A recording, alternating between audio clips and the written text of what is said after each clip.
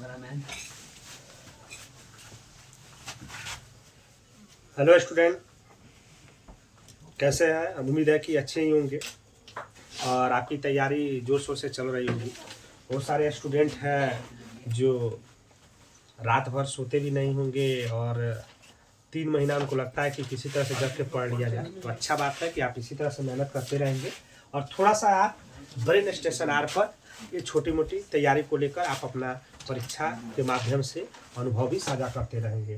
तो आज हम चर्चा करेंगे 2015 में पूछे गए सारे वस्तुनिष्ठ प्रश्न, यानी 2015 में देखेंगे कुल 14 ऑब्जेक्टिव जो आपको पूछे गए हैं और उस 2015 में जो ऑब्जेक्टिव पूछे गए हैं उसको थोड़ा सा रिवीजन करेंगे।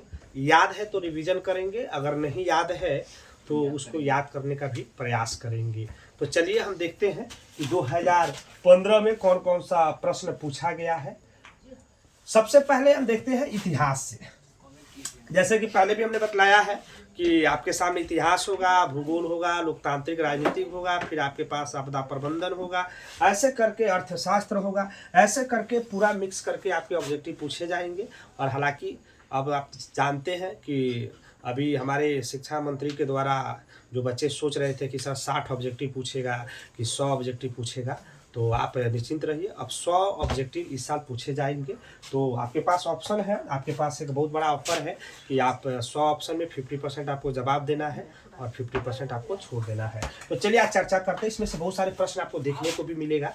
जैसे कि अभी हम 4 साल के जो प्रश्न हमने रिवीजन किया है उसमें से 2-3 प्रश्न अब रिपीट हो रहा है, आपको देखने को मिल रहा है, रिपीट हो रहा है। पहला प्रश्न देखेंगे, दिया है, देखिए ये प्रश्न जो पहला प्रश्न है 2012 में भी पूछा जा चुका है और आप बताएंगे 2012 में यह प्रश्न क्या पूछा गया था।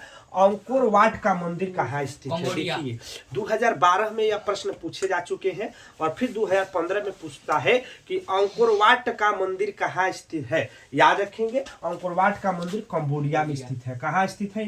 कंबोडिया में स्थित है। याद रखेंगे अंकोर वाट का मंदिर कहाँ स्थित है? कंबोडिया में। याद रखेंगे कंबोडिया में स्थित है। दूसरा प्रश्न देखते हैं। दूसरा प्रश्न आपके सामने है कि 1870 ईस्वी में फ्रांस और पर्सा के बीच जो युद्ध हुआ था, 1870 ईस्वी में फ्रांस और पर्सा के बीच जो युद्ध हुआ था उस युद्ध को किस नाम से जाना जाता है?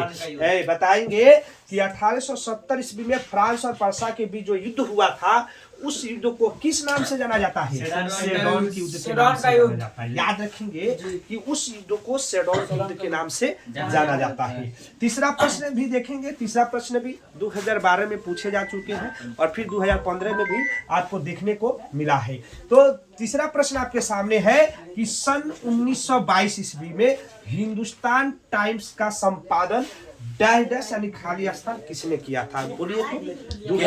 जो 2022 में हिंदुस्तान टाइम्स के संपादक कौन रहे थे? तो याद रखिए के.एम. पनिक्कर। क्या नाम है उनका? के.एम. पनिक्कर। यानी के.एम. पनिक्कर ने 1922 ईस्वी में हिंदुस्तान टाइम्स के संपादक रहे। याद रखेंगे। चौथा प्रश्न, हालांकि चौथा प्रश्न इसमें दिया है कि लेनिन ने 1920 में कौन सी नीति की घोषणा की थी? 1921 भी हो सकता है और 20 भी। तो आपके प्रश्न 20 डाल के पूछा गया है। तो याद रखेंगे कि लेनिन ने 1920 ईस्वी में यानी किस नीति की घोषणा की थी? तो आपको याद होगा किस नीति की घोषणा की थी? नई आर्थिक नीति की घोषणा की थी। किसकी घोषणा की थी?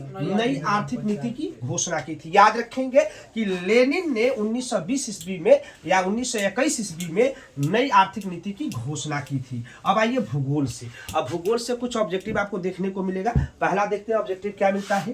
पहला है कि बिहार का रज्जू मार्ग कहाँ है? बताइए तो बिहार का रज्जू मार्ग कहाँ है? बिहार का रज्जू मार्ग कहाँ है? राजगीर में। कहाँ है? राजगीर में। याद रखेंगे बिहार का रज्जू मार्ग जो है राजगीर में स्थित है। अब जो 6 नंबर प्रश्न है ये आपको ऑप्शन पर निर्भर करता है, जैसा ऑप्शन देगा उसी के आधार पर बनाएंगे, लेकिन फिर भी देख लेते हैं कि क्या प्रश्न पूछा गया था। कहा कि कौन उद्योग कृषि आधारित उद्योग नहीं है।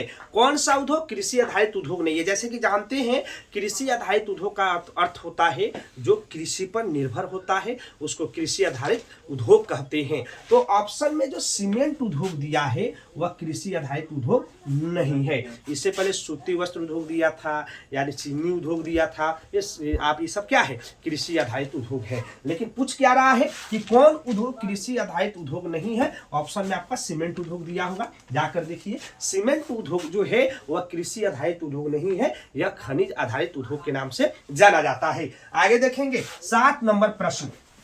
7 नंबर जो प्रश्न है यह पूछता है मैंगनीज उत्पादन में भारत विश्व का कौन सा स्थान रखता है? मैंगनीज उत्पादन में भारत विश्व का कौन सा स्थान रखता है? आप बतलाइए। बता सकते हैं कौन सा स्थान रखता है? तीसरा स्थान रखता है। कौन सा स्थान रखता है? तीसरा स्थान रखता है। हालांकि आपके क्वेश्चन बैंक में इसका उत्तर गलत दिया है, जो 5वां स्थान दिया है वो गलत दिया है। याद रखेंगे मैंगनीज उत्पादन में भारत विश्व में तीसरा स्थान रखता है। और ये देखिए 2013 में पूछा गया प्रश्न है और बार बार पूछा जाता है प्रश्न कि संजय गांधी जैविक उद्यान खाली स्थान नगर में है।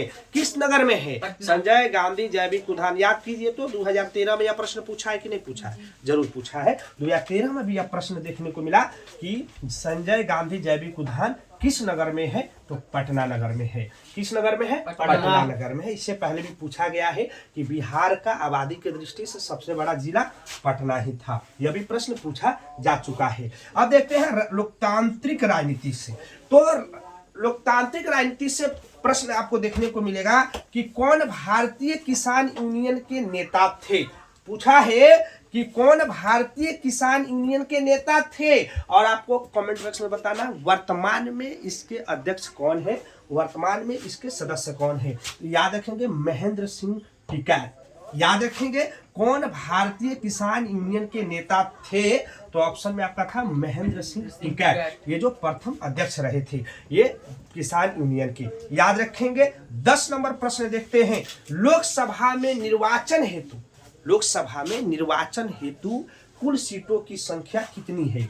देखिए कुछ कहते हैं 545 है, कुछ कहते हैं 543 है। प्रश्न देखिए क्या कहता है, लोकसभा में निर्वाचन हेतु कुल सीटों की संख्या कितनी है? अगर आपको ये प्रश्न का उत्तर पता है तो उसको प्रश्न का उत्तर देने का प्रयास करेंगे। जो इस प्रश्न का उत्तर का जवाब देंगे कल हम उनके लिए एक लाइक देंगे यहाँ पर, और फिर उनका नाम इसके माध्यम से प्रसारित किया जाएगा। तो आते हैं आगे 11 नंबर। किस राज्य को पिछड़ा राज्य कहते हैं? इसमें भी कोई याद करना है, हम लोग तो उसमें आगे हैं।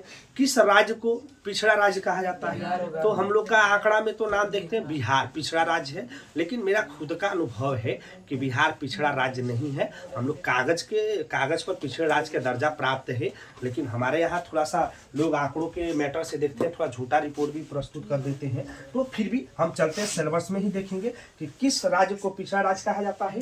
तो बिहार राज्य को पिछड़ा राज्य कहा जाता है। ऑप्शन में बिहार राज्य दिया है, तो बिहार राज्य को पिछड़ा राज्य कहा जाता है। 12 नंबर प्रश्न देखेंगे। उपभोक्ता द्वारा शिकायत करने के लिए, कोई भी उपभोक्ता द्वारा अगर शिकायत करता है तो उसके लिए आवेदन शुल्क कितना लगता है? बताएंगे। जब कोई उपभोक्ता शिकायत करता है तो शिकायत के दौरान उसको कितने रुपए शुल्क देने पड़ते हैं?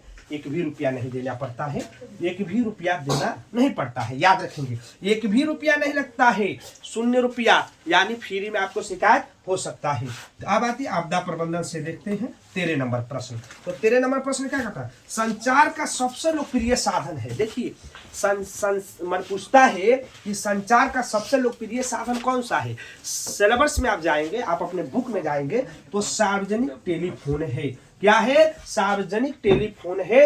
वर्तमान में मोबाइल फोन है। वर्तमान में क्या है? मोबाइल हो जाएगा। वर्तमान में क्या हो जाएगा?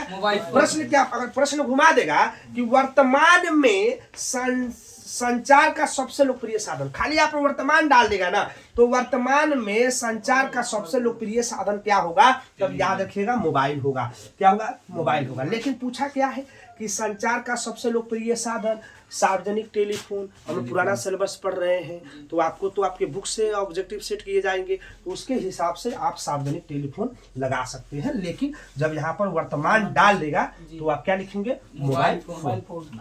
अंत में देखते हैं 14 नंबर प्रश्न, 14 नंबर प्रश्न आपको देखने को मिलेगा कि बिहार का कौन सा क्षेत्र बाढ़ ग्रस्त क्षेत्र है। तो आप जानते हैं कि बिहार को दो हिस्सों में आप बांटेंगे, तो ये हुआ उत्तरी बिहार, ये हुआ दक्षिणी बिहार। उत्तरी बिहार जो हमेशा बाढ़ से ग्रस्त होता है और दक्षिणी बिहार हमेशा सुखाड़ से क्या होता है, ग्रस्त होता है। तो याद रखेंगे कि बिहार का कौन सा क्षेत्र बाढ़ग्रस्त क्षेत्र के नाम से जाना जाता है, उत्तरी बिहार। याद रखेंगे बाढ़ग्रस्त क्षेत्र है। तो हमने देखा 2015 में कुल पूछे गए प्रश्न 14, इसको रिपीट करते रहेंगे, रिवीजन करते रहेंगे। अगले वीडियो में हम मिलेंगे आपके साथ 2016 का प्रश्न उत्तर लेकर। धन्यवाद, जय हिंद।